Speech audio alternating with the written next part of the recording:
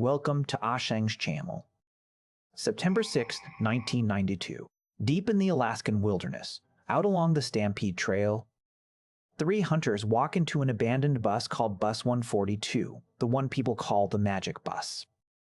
Inside, they find a body, a man, 67 pounds, barely 30 kilos, nothing left but bone. You probably know him, Chris McCandless, the subject of Into the Wild. 2 years earlier, he'd walked away from a comfortable life. He gave away all $24,000 he had saved. He renamed himself Alexander Supertramp and headed into the Alaska bush without looking back. Living off hunting and foraging, he lasted 113 days. His journal runs right to the final page. The official cause of death, starvation. Writer Jon Krakauer spent 23 years chasing this case. Along the way, he actually reversed his own verdict once. The theory he first believed in belonged to another researcher, Ronald Hamilton. Hamilton's theory, the killer was a toxin in the seeds called ODP, one that slowly paralyzes the body. Was that the real killer?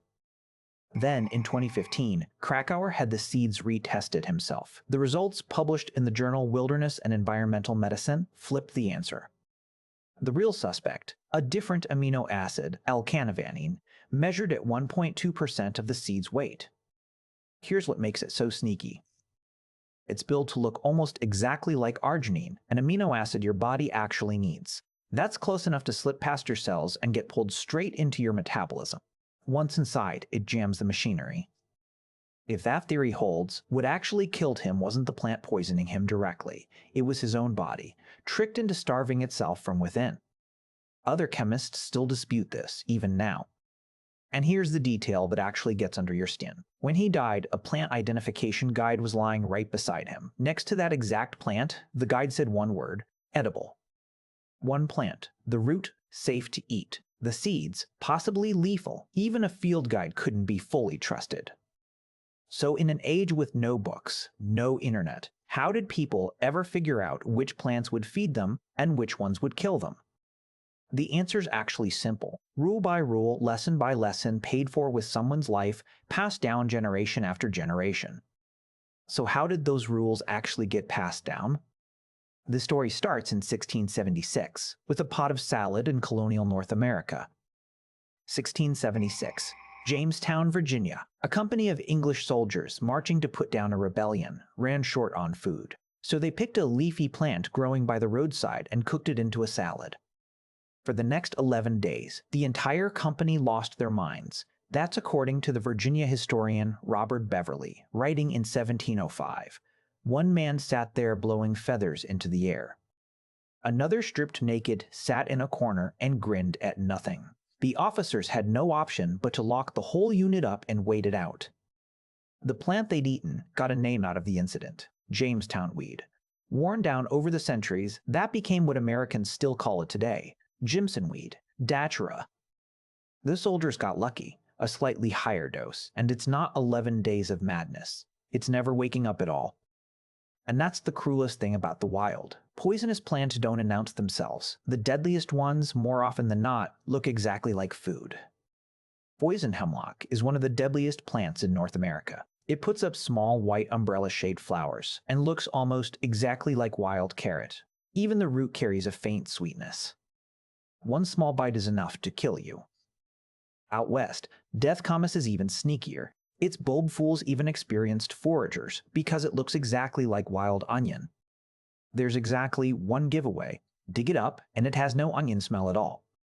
So the old hunters passed down a rule: looks like onion, doesn't smell like onion, throw the whole thing away. That rule is written in real blood.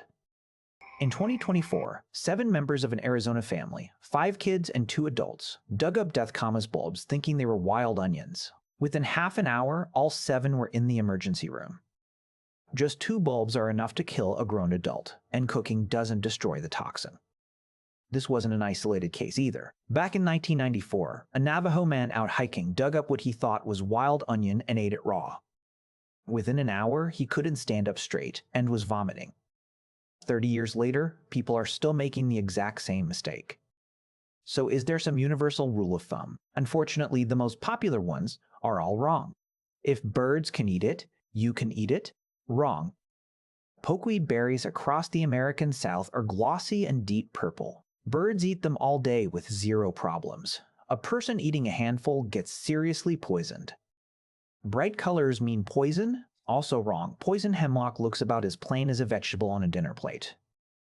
Nature doesn't hand out a cheat sheet, so what did people actually rely on? Rules, written one death at a time. And here's the astonishing part. People didn't just learn what not to eat. They learned something far more advanced, how to take an actual poison and turn it into a staple food. Bitter cassava, grown across South America, has a raw root loaded with cyanide-producing compounds. Eat it straight out of the ground, and it kills you.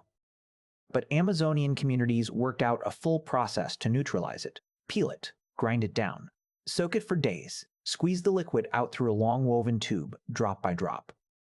Dry what's left into flour. Skip any single step, and the poison stays exactly where it was. This warning is real, not hypothetical. In Africa, skipping a step in that same process is exactly how people get kanzo, a paralysis that never goes away and never gets cured. In Mozambique alone, a single outbreak in 1981 produced more than 1,100 cases. Today, hundreds of millions of people around the world live on cassava as a staple. Every single day, they're running on a detox process someone figured out through trial and error thousands of years ago. North American communities did the same thing with acorns. Acorns are loaded with bitter, astringent tannins that do real damage if you eat too many. So people ground them into flour and ran that flour through a stream for days on end, rinsing the bitterness out completely. What was left was winter food. Notice something. Two peoples, thousands of miles apart, never in contact, landed on the exact same target. Bitterness. And here's where the story goes deeper. Most of the toxins plants use to defend themselves belong to the same chemical family. You don't need to remember the name, just remember this. On the human tongue, they almost all taste the same. Bitter. One evolutionary explanation goes like this. The tongue is the oldest poison detector the human body ever built. That's why it's wired to flinch at bitterness. That's why kids gag at their vegetables before anyone ever tells them why. Bitterness isn't just a flavor, it's an alarm going off.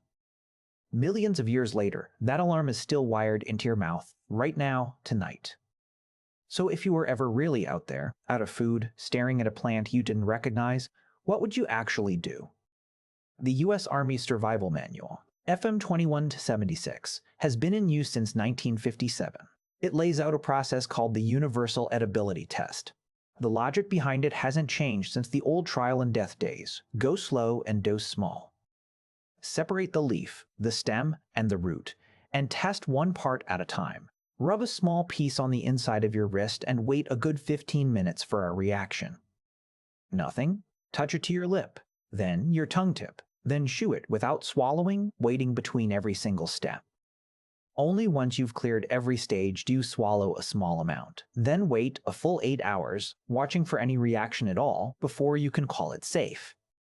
Run the whole test properly, and it eats up more than a day. That's not caution for its own sake. That's tens of thousands of years of poisoning, compressed into a checklist. But one thing needs saying up front. This test doesn't stop everything. Something in Poison Hemlock's League can kill you at the tongue tip stage, long before you'd ever swallow. So the real first lesson any survival instructor actually teaches isn't the test at all. It's one sentence. If you don't know it, don't eat it. Out in the wild, a random wild green gives you next to nothing in calories. Betting your life on a handful of leaves is a losing trade every single time. So this story doesn't leave you a checklist. Just one rule.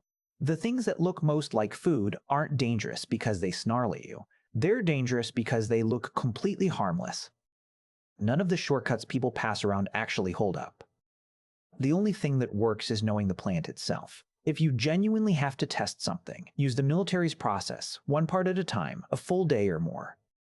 But this is the part that matters more than anything else. If you don't know it, don't eat it. A day without food won't kill you. One bite of hemlock will. One last thing, back at that bus. After McCandless died, it turned into a pilgrimage site for backpackers from all over the world. Everyone wanted to walk the exact route he walked.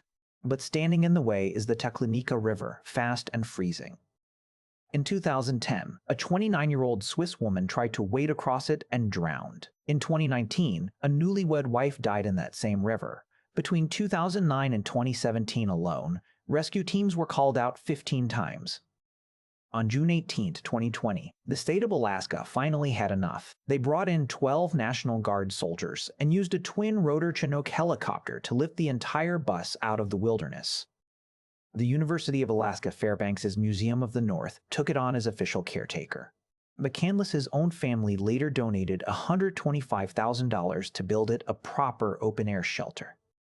Airlifting a school bus out of the woods with a military helicopter sounds absurd, but by now, the logic underneath it is obvious. The list of what's safe to eat in the wild never had a shortcut.